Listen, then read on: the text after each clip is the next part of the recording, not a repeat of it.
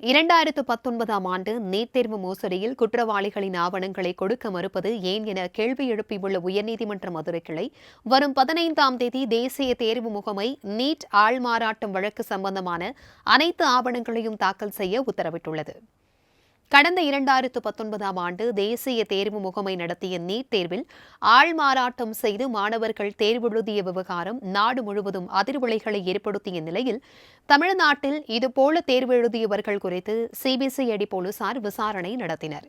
இவ்வழக்கில் மாணவர்கள், பெற்றோர்கள், புரோக்கர்கள் என 27 பேர் குற்றவாளிகளாக சேர்க்கப்பட்டுள்ள நிலையில் தன்னை விடுவிக்க கோரி சென்னையைச் சேர்ந்த தருண் மோகன் என்பவர் மனு அளித்துள்ளார்.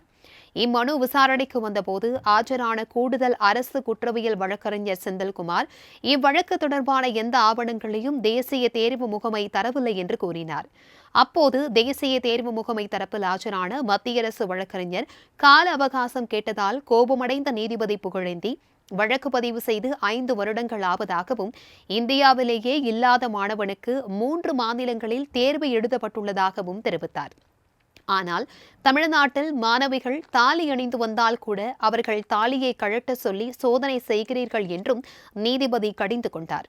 மோசடி தொடர்பான ஆவணங்களை தராமல் குற்றவாளிகளுக்கு ஆதரவாக செயல்படுவது போல் உள்ள அதிகாரிகளின் வீடுகளை சோதனையிட உத்தரவிட்டால் என்ன என்று கேள்வி எழுப்பிய நீதிபதி இந்நிலை தொடர்ந்தால் அவர்களை கைது செய்ய உத்தரவிடப்படும் என்றும் எச்சரித்தார்.